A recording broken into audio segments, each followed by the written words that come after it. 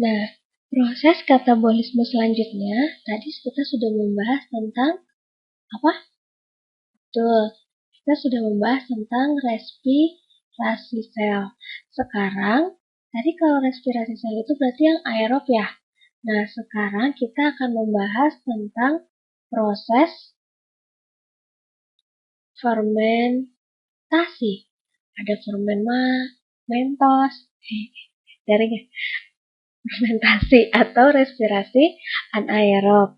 Nah, respirasi anaerob atau fermentasi itu merupakan proses pembebasan energi tanpa memerlukan bantuan oksigen.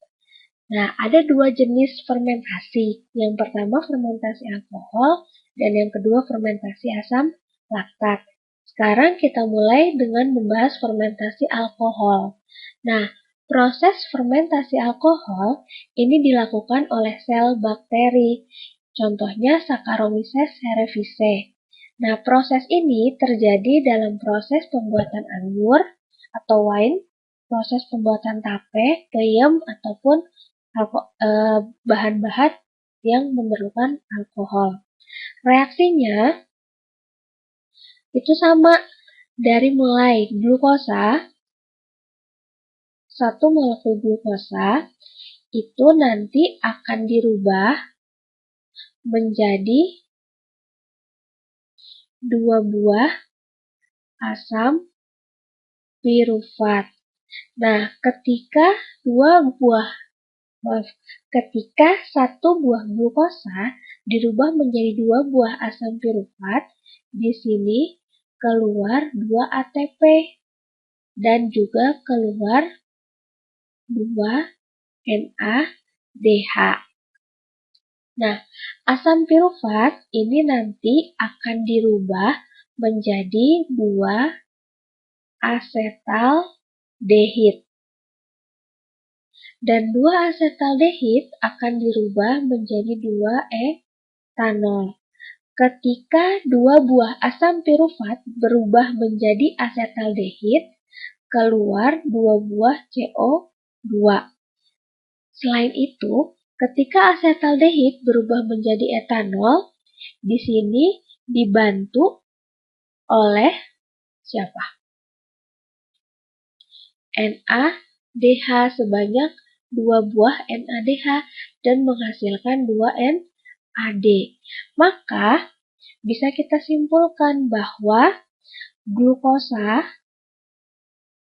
yang melalui atau yang melakukan fermentasi alkohol atau yang dirubah menjadi alkohol itu menghasilkan 2 buah ATP ditambah 2 CO2 dan 2 etanol. Seperti itu, atau 2 buah alkohol. Selanjutnya, proses fermentasi yang kedua yaitu proses fermentasi asam laktat. Nah, proses fermentasi asam laktat ini merupakan proses perubahan asam pirufat menjadi asam laktat yang terjadi di dalam sel otot atau bakteri asam laktat.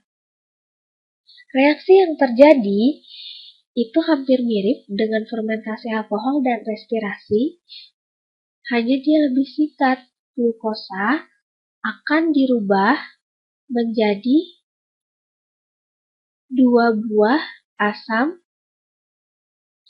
pirufat, di mana asam pirufat ini akan langsung dikonversi atau diubah menjadi asam laktat. Sebanyak berapa? Sebanyak 2. Nah, dalam proses pengubahan glukosa menjadi asam pirufat, dikeluarkan 2 NADH dan 2 ATP. Nah, ketika asam pirufat menjadi asam laktat, di sini NADH-nya masuk dan keluar 2 NAD. Sehingga dalam reaksi asam laktat, jika kita singkat, glukosa akan menghasilkan 2 buah ATP ditambah 2 buah asam laktat. Nah, apabila perubahan ini terjadi di dalam otot, maka asam laktat yang bertumpuk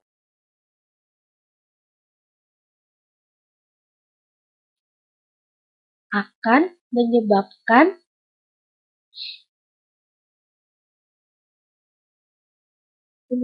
apa? Pegal.